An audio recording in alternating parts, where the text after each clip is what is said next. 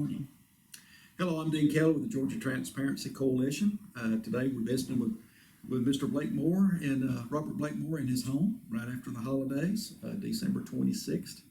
And we're talking about the Walker County Board of Commissioners. As most of you know, Walker County is transitioning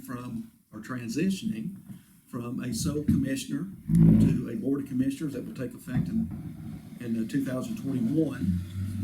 And there will be a general election in November and the primaries in May that will select the candidates that will be running for the Board of Commissioners, elect those candidates at the general election in November. Mr. Blakemore is running for District 1, which is the Rossville District out of 4 districts. So we're visiting with him today to give you a better idea of who he is and what kind of candidate he's going to be to help you make a better decision when it comes election time. So Robert, thank you so much for letting us come to your home. Thank y'all for coming down. Yeah, and we appreciate you running. I know what it takes to run, and it's not an easy task to do. No.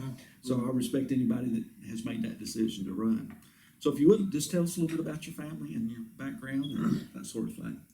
Well, I'm Robert Blakemore. I'm 30 years old. I was born and raised on the north end of Walker County. I've been in District 1 all my life. I've been at this residence for 8 to 10 years.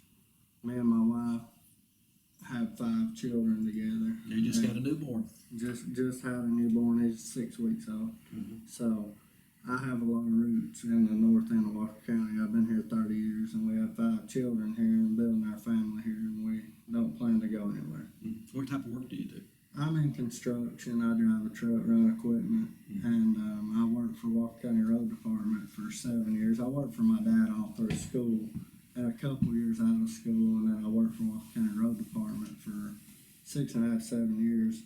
I ran every crew they had. I ran the great old crew. I ran the bucket truck and cut trees. I ran mowing crews.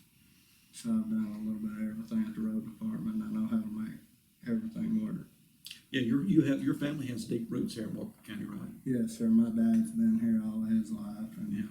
He's got a family business. He started, him and my mother, and they've been running it 40 years. So. Oh wow, that's a long time. I'd say those are pretty deep roots right here in Walker County. So what motivated you to want to run for District 1?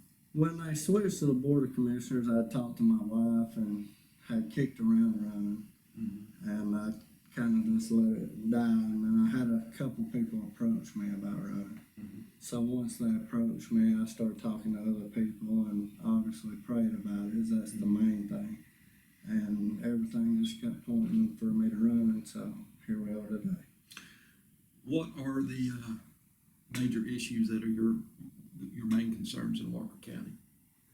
Number one would be infrastructure. We pay our fair share in taxes, and the roadways are the main necessity to the infrastructure, and we're getting less and less for our tax dollar. We went from 4 mowing rounds to 2, and that's a big safety hazard because deer jump out in front of you in 6-foot high grass and you never see them, or you pull up to an intersection in a road, and if you're in a little car and there's a little car coming, you can't see it over the grass. So it's a big problem when you start letting your right-of-ways go. So one of my main things would be work on the road department, give them the proper funding to make things work like it should.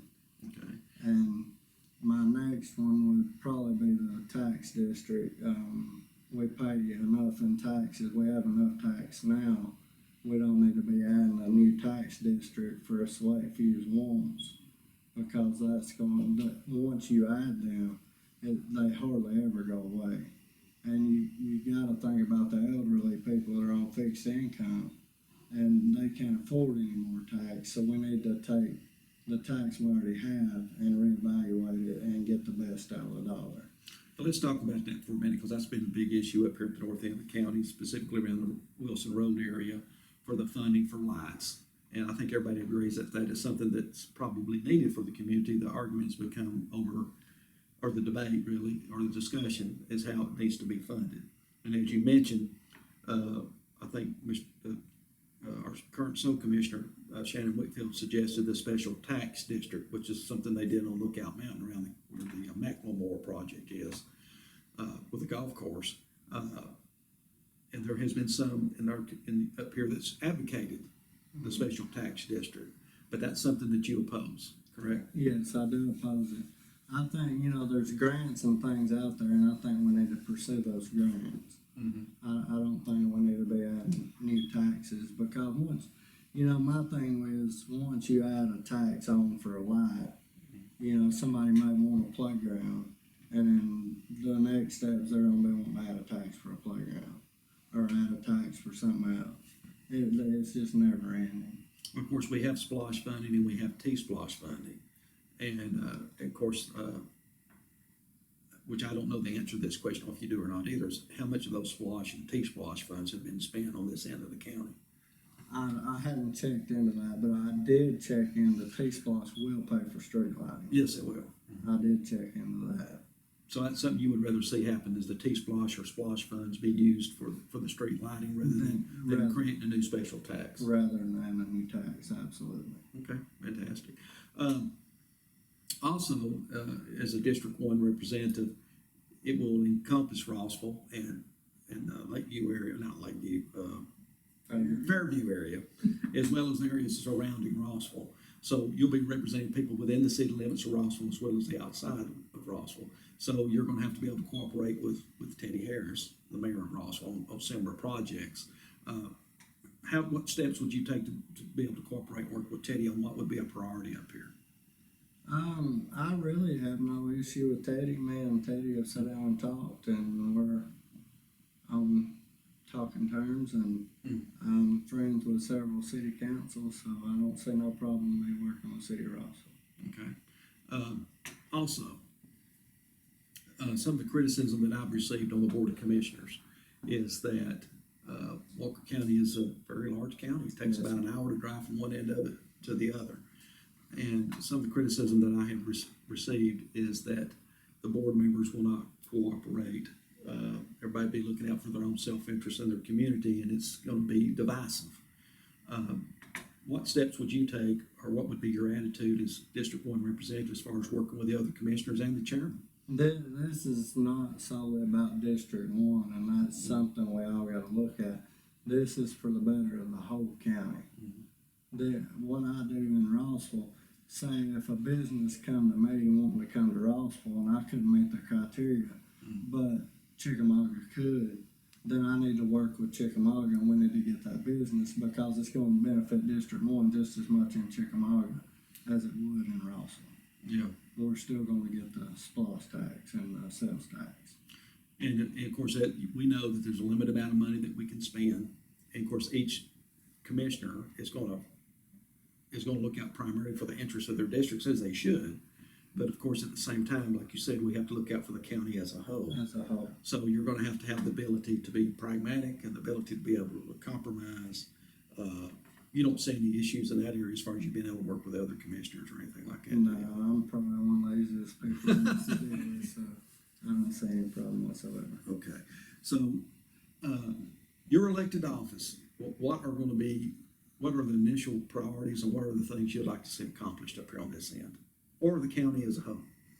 I just think we need to step back, and I will always do my best. We need to step back on the regulations to business and be more friendly for business. That's what's going to bring more business to us. We need to advocate for smaller business, and we need to step out of the way as government and let the business come and be more friendly. Okay. Let me talk to you a minute too about some of the blighted homes up here and things like that, and regulations and ordinances that have been passed, or that Shannon has signed into law.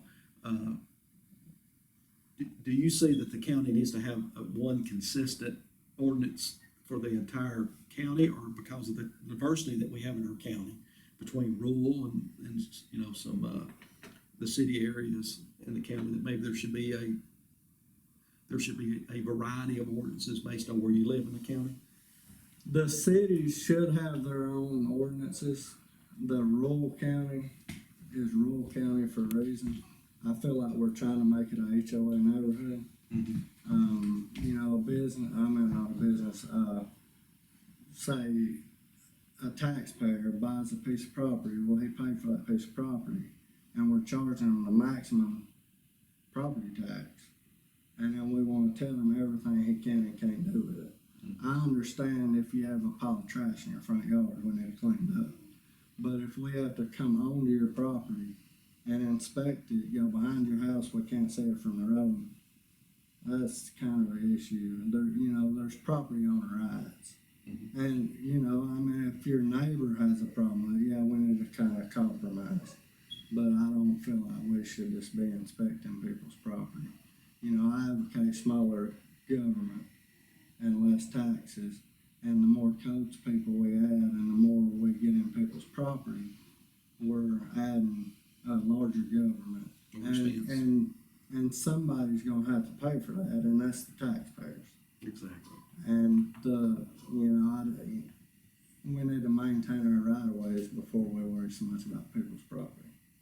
Got you. Before we close this interview, what would you like for the community out there, the people in the county, and specifically right here in District 1, what would you like them to know about you and you ready for office?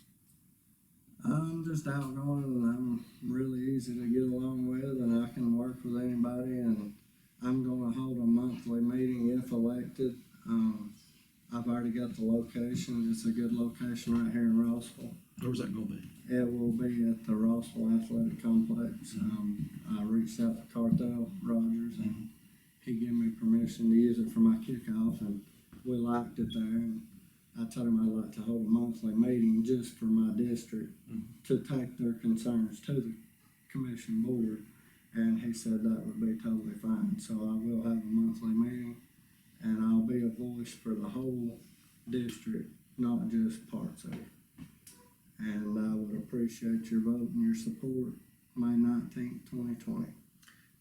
There you have it, Robert Blakemore. Hopefully that helps you get to know him a little bit better, and you'll be hearing more from him here before the election in May. Thank you very much.